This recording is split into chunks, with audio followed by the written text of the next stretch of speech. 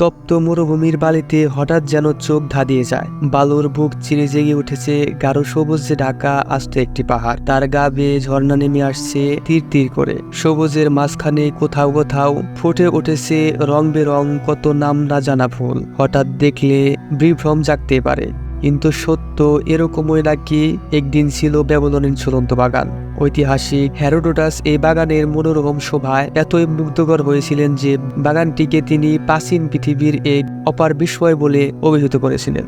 280 খ্রিস্টপূর্বাব্দে ব্যাবিলনের এক পুরোহিত বেরোশাসের লেখা ব্যাবিলনিয়া বইয়ে প্রথম ব্যাবিলনের শূন্য উদ্যান সম্পর্কে তথ্য পাওয়া যায়। ঐতিহাসিকদের মতে ব্যাবিলনের ঝুলন্ত বাগান ইরাকের ইউফ্রেটিস নদীর তীরে আনুমানিক খ্রিস্টপূর্ব 600 অব্দে নির্মিত হয়। তবু বহু শতাব্দী ধরে ব্যাবিলনের ঝুলন্ত উদ্যান একটি প্রহেলিকার নাম হয়ে রয়েছে। পৃথিবীর 7টি বিস্ময়ের অন্যতম হলেও এটি কোনোদিন ছিল কিনা তা নিয়ে গবেষণার যথেষ্ট সন্দেহ আছে। যদিও কিংবদন্তি বলে দ্বিতীয় সম্রাট নেবুচাঁদনেজার 605 থেকে 552 খ্রিস্টপূর্বাব্দে তার প্রিয়তমা স্ত্রীর জন্য এই উদ্যান তৈরি করেছিলেন। সম্রাট নেবুচাঁদনেজার ছিলেন ভীষণ আমাদে। নিনেভে দখল করার সময় মিদিয়ার সম্রাট তাকে সহযোগিতা করেছিলেন। মিদিয়ার রাজকন্যার রূপে আকৃষ্ট হয়ে সম্রাট তাকে বিয়ে করেছিলেন। রাজার সেই পারসিক স্ত্রীর নাম ছিল আমিতিস। সেই রানীর বাবার বাড়ি মিদিয়া ছিল সবুজ পাহাড় আর মনোরম উপত্যকা দিয়ে ঘেরা। এই রুক্ষ মরুভূমি দেশে এসে রানীর ভারী মন খারাপ হতো।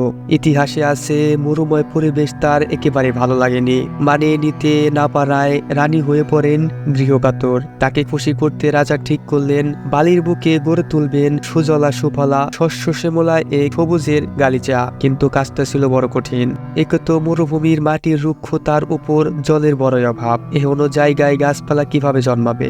আবার গাছ লাগালেও তো শুকিয়ে যাওয়ার আশঙ্কাই ছিল বেশি। এসব নানা ভাবনা সকলের মনে কাজ করলেও শেষ পর্যন্ত রাজার ইচ্ছে মর্যাদা দেওয়ার জন্য দেশ বিদেশে থেকে ডাকা হলো বিশেষজ্ঞদের। তাদের অভিজ্ঞ পরামর্শ চাওয়া হলো। তাদের সুচিন্তিত পরামর্শ ছিল সেচ প্রযুক্তি ব্যবহারের মাধ্যমে এই সমস্যার সমাধান করা যেতে পারে। কিভাবে এই কাজ এগিয়ে নেওয়া হবে সে বিষয়ে তাদের কাছে থেকে নেওয়া হলো অধিক পরামর্শ।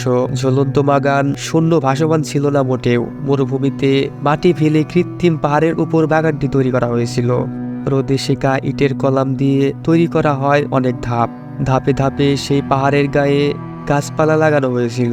দূরে থেকে যা দেখলে মনে হতো শূন্য ঝুলে রয়েছে বাগানটি। এর প্রযুক্তিগত কৌশল ছিল চমকপ্রদ। চতুর্ভুজ আকৃতির বাগানটির প্রথমে তৈরি করা হয় 800 বর্গফুট আকৃতির বিশাল এক ভিত। মাটি থেকে এর উচ্চতা ছিল প্রায় 80 ফিট। 4000 শ্রমিক রাত দিন পরিশ্রম করে তৈরি করেছিলেন এই বাগানটি। বাগানের পরিচর্যার কাজে নিয়োজিত ছিল 1050 জন মালি। 5 থেকে 6000 প্রকারের ফুলের চারা রোপণ করা হয়েছিল এই ঝুলন্ত বাগানে। চতুর্ভুজ আকৃতির বাগানটির ছাদে গাছ রোপণ করা হয়েছিল।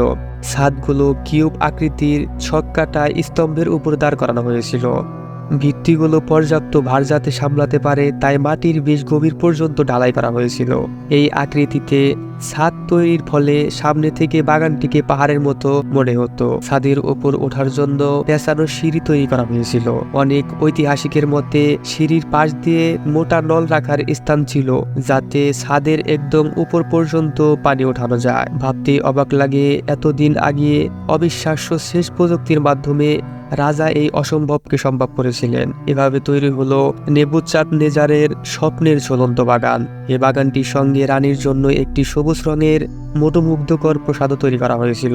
এই প্রাসাদকে রাজা নাম দিয়েছিলেন মানব জাতির বিস্ময়। কোথায় ছিল এই ব্যাবিলনের এই বাগান? ধারণা করা হয় আজকের ইরাক দেশের ব্যাবিল প্রদেশের হিল্লা নামক জায়গার কাছে নাকি ছিল এই বাগান। তবে যদি এটি কোনোদিনও থেকে থাকে তাহলে প্রথম খ্রিস্টাব্দেই ধ্বংস হয়ে গিয়েছিল বলে ধারণা করা হয়। 514 খ্রিস্টাব্দে পার্শ্ববর্তী পারস্য রাজ্যের এক ভয়াবহতায় রক্তক্ষয়ী যুদ্ধ এই সুন্দর উদ্যানটি সম্পূর্ণরূপে ধ্বংস হয়ে যায়। এমন অভিমত থাকলেও ব্যাবিলনের ঝুলন্ত বাগানের অস্তিত্ব জটিল প্রশ্নের সম্মুখে এখনো।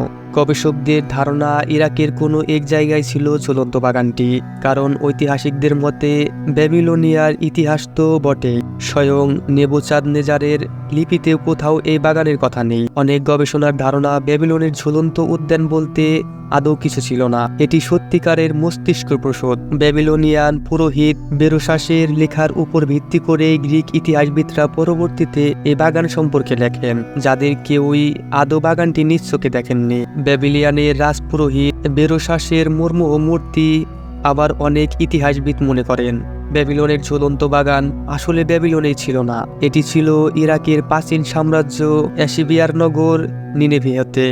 তবে এই দাবির সপক্ষে শক্ত প্রমাণ পাওয়া যায়নি। আবার অন্য ইতিহাসবিদদের মতে বাগানটিকে পানি তুলতে যন্ত্রের সাহায্য নেওয়া হতো।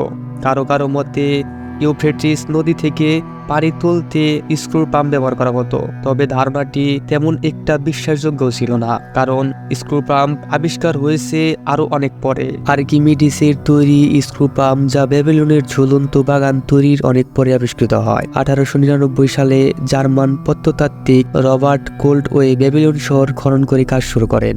এই খনন কাজে নেবুচাদনেজার এর প্রাসাদ, দুর্গ, টাওয়ার অব ব্যাবিলন এবং নগর রক্ষাকারী দেওয়াল সবই পাওয়া যায়। তিনি 14টি রুম বিশিষ্ট একটি স্থান খুঁজে পান, যার ছাদ ছিল পাথরের তৈরি। এটিকে তিনি ঝুলন্ত বাগান বলেও দাবি করেছিলেন। তবে গবেষকদের মতে কোল্ডম্যান যে অংশটি ঝুলন্ত বাগান বলে দাবি করেছিলেন তা নদী থেকে অনেক দূরে অবস্থিত। ফলে ইতিহাসবিদদের বাগানের অবস্থান সম্পর্কে বর্ণনা এবং পানি ব্যবস্থা সম্পর্কিত ধারণা কোল্ডম্যানের দাবির সাথে মিলে না। প্রত্নতত্ত্ববিদদের মতে এই অংশটি কোনো উদ্যান হিসেবে ছিল না, বরং প্রশাসনিক কাজকর্মের জন্য এবং স্টোররুম হিসেবে ব্যবহৃত হতো। 20 শতাব্দীর শিল্পীর চোখে ব্যাবিলনের ঝুলন্ত বাগান, তাই অনেকে বলে থাকেন ব্যাবিলনের ঝুলন্ত বাগান প্রাচীন যুগের এক অপরূপ কল্পনা মাত্র। পুরাতত্ত্ববিদদেরও এখন পর্যন্ত নিরাশই করেছে এই বাগানের অস্তিত্ব।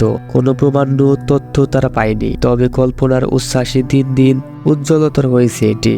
চিরকালীন বিস্ময় তালিকা থেকে এটির নাম আজও মোছা হয়নি। কে বলতে পারে, হয়তো ইউফ্রেটিস নদীর কোনো এক গহীন অন্ধকারের নিচে কখনো এর চিহ্ন মিলতেও পারে।